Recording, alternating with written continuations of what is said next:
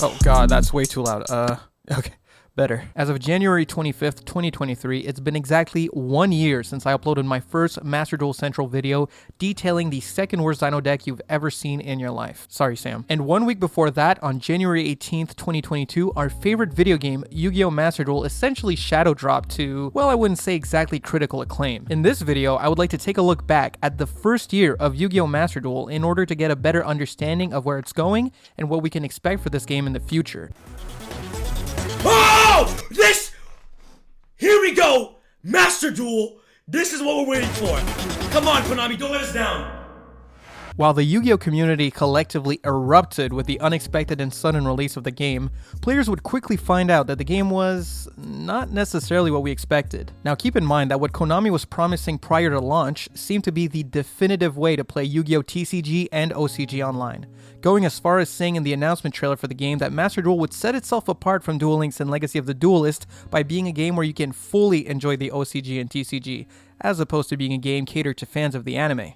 And while people were mostly pleased with the game on release, it was definitely a little rough around the edges to say the least. It's missing some cards. Like, there's no Dawn of Majesty, there's no Burst of Destiny.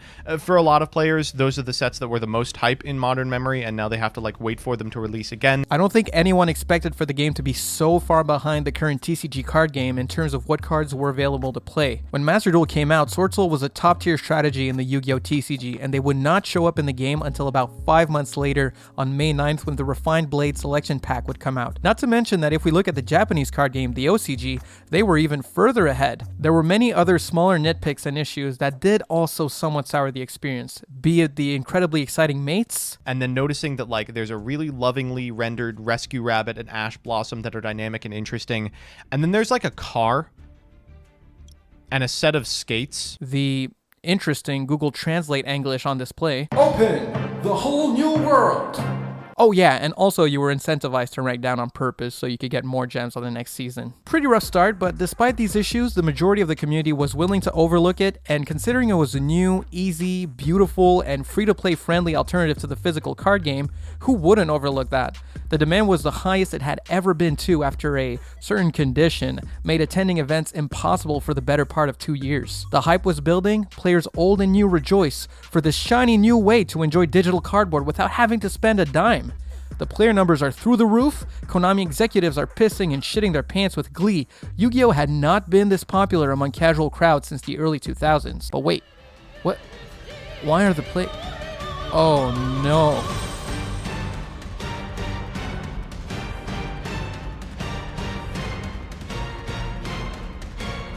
So, yeah. Konami didn't really think too hard about the format that they were dropping these new and returning players into. Adamantipator's and Drytron's 10-minute jerk-off sessions, as well as Eldritch just completely shutting the game down, turned many people off from Master Duel entirely, and reminded some former players why they stopped playing Yu-Gi-Oh! In the first place. So within 1 month, Master Duel lost about half of its average player base, at least according to Steam charts. And to be fair, that's only counting Steam players, and other major card games like Magic Arena don't even reveal their player counts, so those numbers might not be all too bad.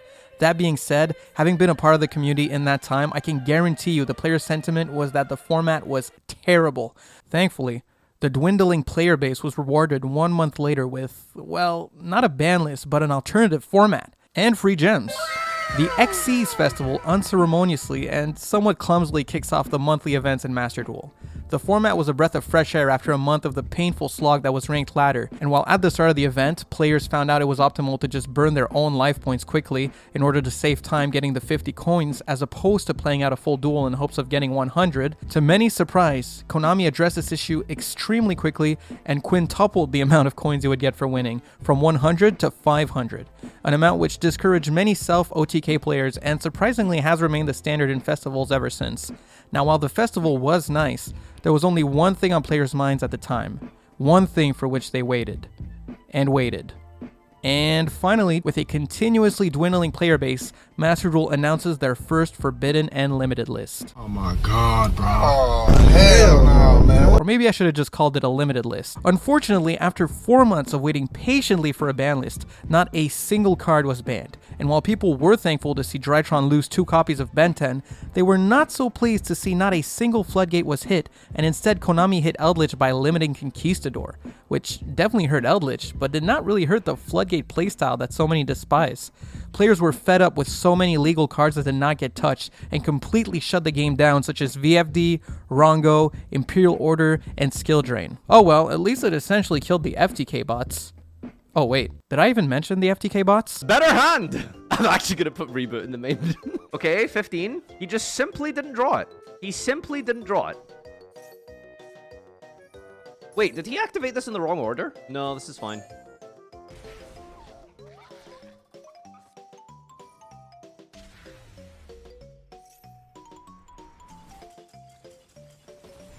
So clearly this is just a deck building problem, and that was my fault. May 9th was the start of a fairly eventful period for Master Duel. Diamond Ring had just recently been added to the game, and not only was it the day where our first ban list would come into effect, but it also brought with it some new cards that would completely change the game's very stale meta, which was in dire need of some new life. Oh, and we got some cool new animations too. Look across that designator. He's so dreamy. Refined Blade is the set that would introduce Sword Soul into Master Duel, and with Sword Soul came a whole new format, the Halcyon format. It all started with Rose Tenny becoming the best new combo deck. It would be the first of many completely broken combo decks that relied on Halka Fibrax and Auroradon for their main combo. The combos were linear, easy to learn, consistent, and most annoying of all, they lasted very long. Only 1 month later in June, Cupid Pitch would get released in a very subpar set as an R rarity card that would tremendously boost the power and versatility of Halcyon combos by being able to search Nemesis Corridor for a 1-card Thunder Dragon Colossus, as well as many other tech options with 600 defense. The majority of the casual player base had already jumped ship, and the core audience of the game was starting to get impatient. Cards like VFD and Rongo were still rampant, on top of long played out Halcyon combos. 3 Cost Out and 2 Called by the Grave meant that your Ash Blossom had very low odds of stopping the carnage, and when you weren't staring down a long solitaire session, you were greeted with floodgates such as Imperial Order and Skill Drain, which rendered the game practically unplayable if you didn't draw the out. Thankfully, 1 month later, on July 13th, they finally released Fluanderies.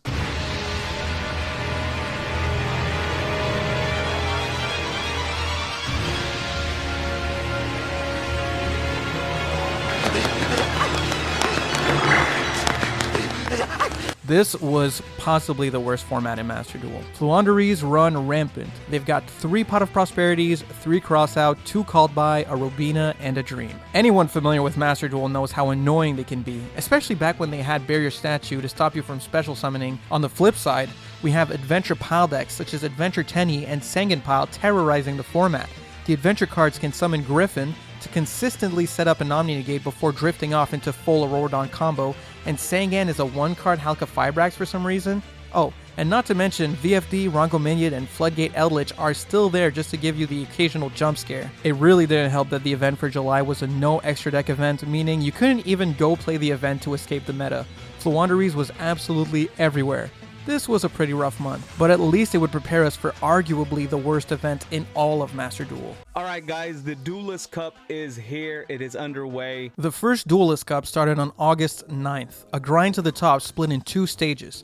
The first stage is basically like ranked ladder, as you make your way up from Duel level 1 to Duel level 20, collecting many gems along the way. They had the crossout, but we can cross out the crossout, guys.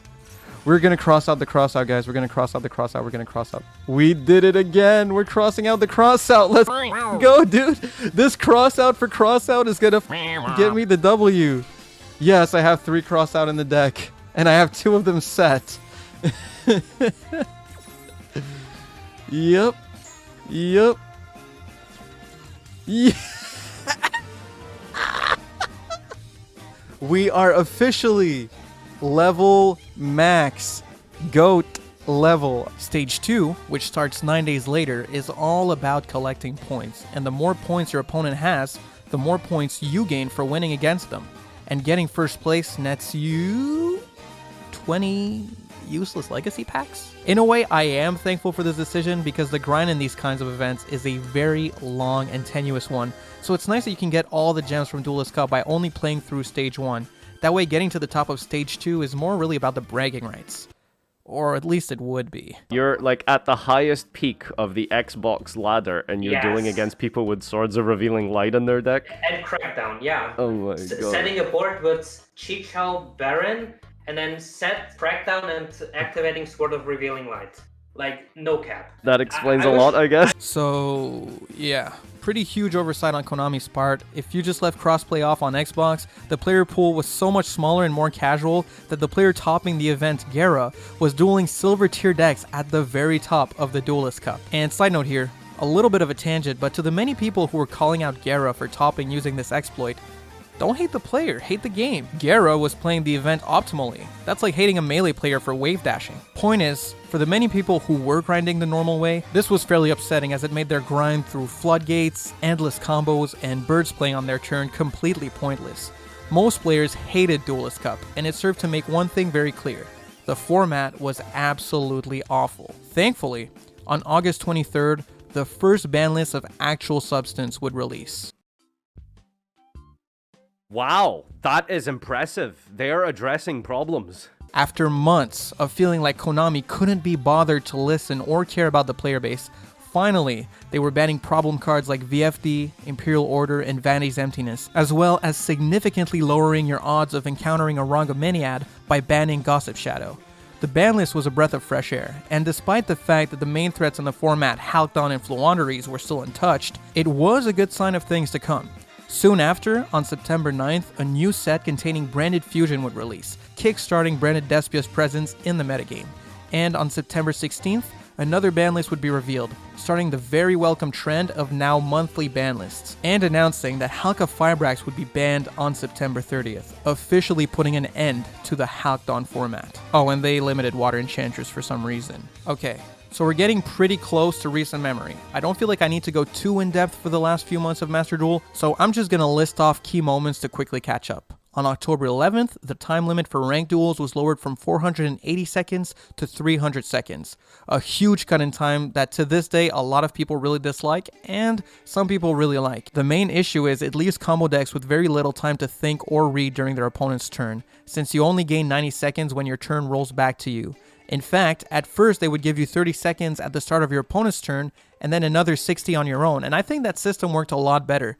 I really don't see why they changed that. October 14th, the Link event takes place, which is a runner-up for the worst event. It seems like ranked events just aren't very well liked in Master Duel. They end up feeling like a second ranked ladder. Most people seem to agree that the festival-style events where you gain coins for winning are a lot more fun and refreshing overall. November 14th, we start to see greed slip through the cracks as the value for Duel Pass is lowered. This might seem pretty innocuous to you. You're like, oh, nice, it's costing me less gems. They're lowering the CPUR they're giving you from 120 CPUR to 100. On the very next day, however, they throw us a bone by finally announcing that they would ban Barrier Statue of the Stormwind, not putting an end to Floowandereeze, but significantly lowering its control over the metagame.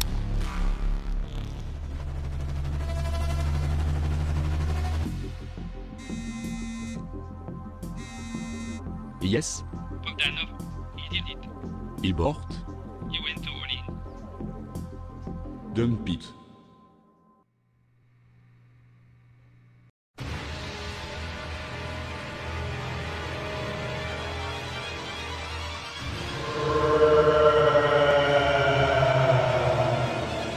This ban list would come into effect on December 1st. But before that, on December 29th, we get our first new secret pack. You would no longer have to wait for selection packs in order to get your branded Despia reprints. A very welcome addition, and I hope they make more of these. Swordsoul could really use one, considering how beginner-friendly that deck is. On December 9th, a selection pack containing Runic releases on the same day as the second Duelist Cup.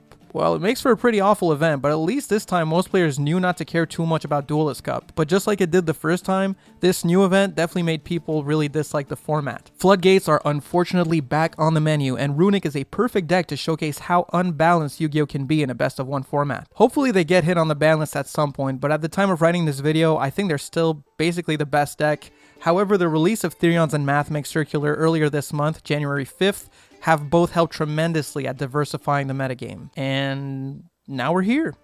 The Theme Chronicle event is currently ongoing. It was announced that we would get 3,100 gems total for the event, which is 700 less than the amount we would get for the first few events of the game. Master Duel is definitely showing signs of giving less and less over time, as do most gacha games, but overall, in terms of accessibility for free-to-play players, it's still much better off than the vast majority of gacha-style games on the market, and you could easily make a brand new account today, beat the tutorials and missions as well as some solo modes, build a competitive deck completely free, and make your way to Diamond 1. I'm sure making a game that is both welcoming to free-to-play players while also being financially lucrative can be a tough balancing act. However, considering their last fiscal year was the most profitable one ever for Konami, in no small part thanks to Master Duel, I really doubt that making the game less accessible to new players is a really smart move. If the trend of giving less and less stops, and we see events and duel passes stay where they are right now in terms of value, I'd be cool with it. I just don't want them to keep giving less and less over time. While the game is still friendly to new players, comparing how the game was when it came out to now, it does look more difficult for new players to get into the game. A lot of the player base has a whole year's head start, and Konami has been doing a very poor job of implementing new secret packs.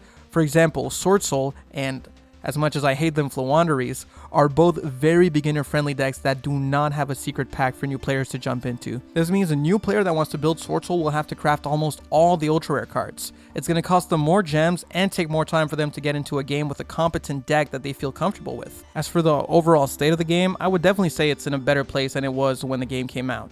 Gone are the days of poor Google Translate. Yu-Gi-Oh! Duel Links 6-hour anniversary! For the most part, at least. There have been many quality of life improvements, some more noticeable than others, and while I'm not going to list them all off, one of the best ones by far is highlighting the effect being used on a card. Everyone loves to complain about Yu-Gi-Oh cards having too much text, so the fact that now the game highlights which part of the effect is being used really helps the flow of duels. Lots of cool new animations have been added to the game, although they have gotten a bit lazy on monster animations. Last set we got like one monster animation for Regulus, and still no animations for the god cards? Like, seriously? Even Flower Guardians have an animation. Thanks to monthly sets and ban list updates, the game feels ever-changing and the meta doesn't really have the time to get stale very long. Like for example, Runic being the best deck in the game has not stopped the format from becoming very diverse this month with the release of Mathmech Circular and Therion Predaplants, as well as old favorites like Adamancipator and Drytrons getting a resurgence in play. With that being said, Runic's prevalence in the meta has made it very clear that Konami is way too reluctant to hit floodgate spells and traps, such as Skill Drain, Rivalry of Warlords, and Summon Limit. Cards like this, when used in tandem with each other, can make the game nearly unplayable if you don't draw the out, and in a best of one format, you can't just keep back row removal in your side deck. It makes deck building very scuffed as you are forced to run cards in your main deck that will only come up in certain matchups. I do think for a best of one, it would be preferable to heavily limit the use of this type of card in the game. I understand that decks like Stun are some of the easiest decks to win with for newcomers, but I think Konami should prioritize keeping the players they already have.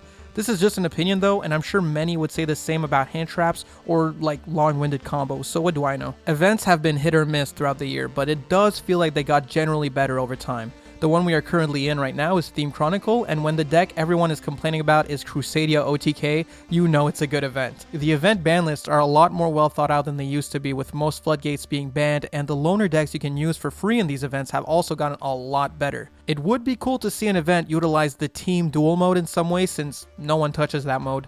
And what would be even cooler is if they added tag duels or like a tag duel event of some kind. And while speaking of things to add, one thing that was sorely missing from the game and I think would have absolutely been vital in not scaring away so many players is a retro mode of some kind. I understand Konami might not love the idea of formats that don't evolve, because once you have all the cards you need, you don't have to buy more, they can't release more retro cards, you know what I mean? But I really think if anything was going to get these returning players interested in learning modern Yu-Gi-Oh!, it would have been getting to actually play Yu-Gi-Oh! All in all, as it stands now, we are still in a pretty similar place in regards to how far behind the TCGR card pool is. The game has improved significantly since its release, and I'm hopeful for the future of the game. There are issues though, like the incremental decreasing of rewards, and I really hope they stop doing that. Creating new secret packs also needs to become more routine for the game, as it makes the game more accessible for new players. There is no excuse for not having a Sword Soul secret pack by now. They came out over 8 months ago. Still, the game remains the most free-to-play friendly way to get into Yu-Gi-Oh!, is always improving, and it's very fun. I'll be giving Yu-Gi-Oh! Master Duel 1 year later a score of 8.2 out of 10. Too much Runic.